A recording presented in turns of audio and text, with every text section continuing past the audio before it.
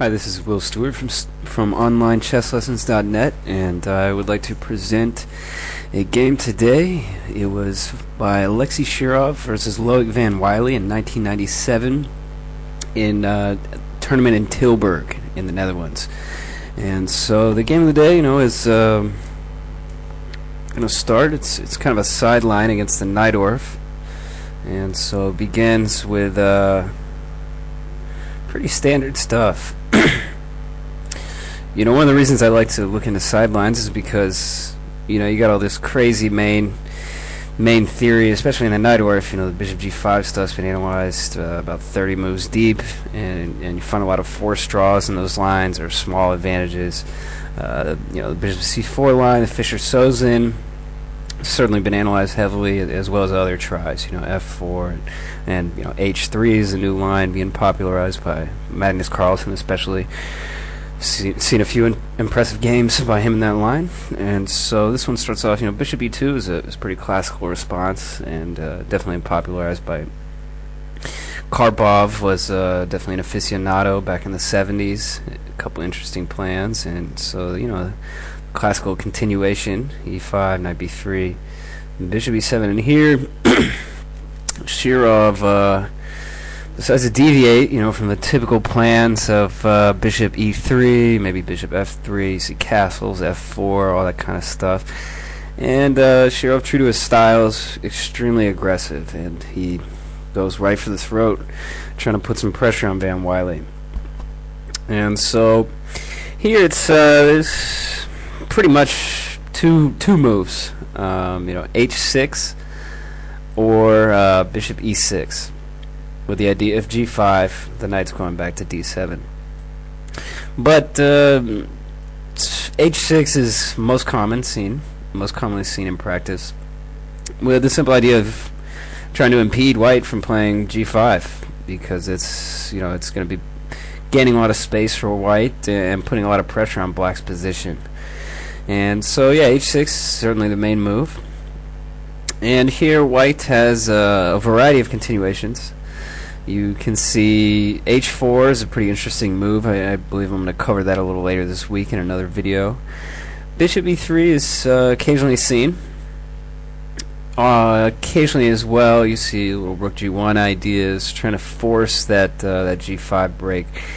But Shirov plays the main continuation, which is f4.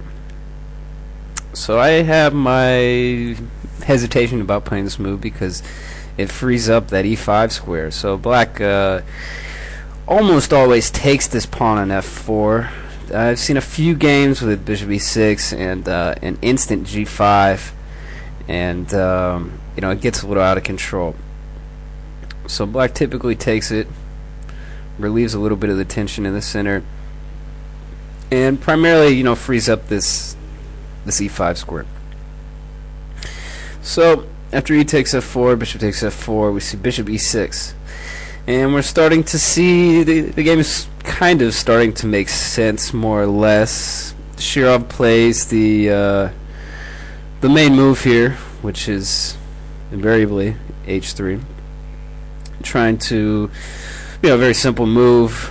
The rook, it's unclear if it's better to play rook g1 here or simply h3. And so that pawn is probably going to stay in this structure, so h3 makes a little more sense. So, h3, pretty simple idea. You want to move this queen up and go ahead and get castle queenside, complete development, and white's roughly equal position. It's dynamic, to say the least. And so knight c6, sure, just complete development. Queen d2, and then Wely plays d5 pretty early on. And I wanted to present this game because even though it's almost 15 years old, it's still it's kind of got the main line variation with this f4 and bishop takes f4 stuff in this g4, this bishop e2 and g4 sideline, which it seems interesting. It's been played fairly recently in a few games. I believe Nigel Short played it recently.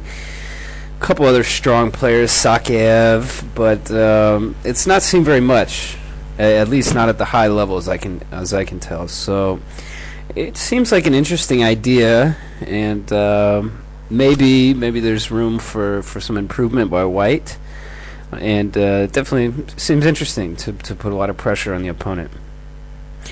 So Van Wely plays d5 here, which seems to be, a thematic move for Black. He's got to free himself.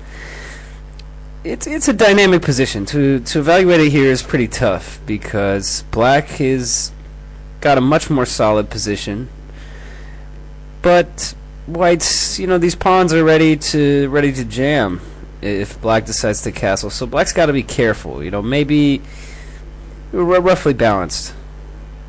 So Shirov castles here. It certainly makes sense with the preceding play, the h2, h3, and the queen d2 and all that kind of stuff. So Van Wely here, d takes e4. Go ahead and kind of relieve that pressure in the center because White was starting to get some good pressure on that d file. So d takes e4, and Shirov, this I guess this is kind of a Zwisenzug. It's like an intermediate move here, queen e3. Whatever. So kicking that queen out of that square, and Black is starting to feel a little uncomfortable here. This is when I started seeing that White was getting some pressure, certainly. So castles by Black. Yeah, we just got to get out of the center, but these pawns are pretty much ready to go. Very centralized queen is definitely good, and in exchange, Black is not really getting any pressure on this queen side, as well as it's going to be tough to connect these rooks and get them into play. So castle by Black, a good move by Shirov. King b1. It's kind of the calm before the storm. He doesn't want to commit this bishop to d3 too soon, and doesn't want to commit anything else. Not to mention Black could try to liquidate, and take advantage of that pin to the king on c1. So king b1, I like it. It's definitely a strong move. And f5. Van Wely, he lashes out. It makes sense tactically, as we'll see in the game. Maybe not perfect, but this is a logical move. White was kind of planning to steamroll these pawns on the king side. So f5 generates some activity for Black's pieces, and it's kind of, you hear Grandmaster say it all the time. It's maybe something is not the strongest continuation objectively speaking, but considering the situation, if things aren't going perfectly and it's not going to look better either way, then try to mix it up and maybe confuse your opponent, and then maybe he'll make a mistake. So f5 is doing just that. Maybe against Shirov, he's always trying to get into something crazy, so maybe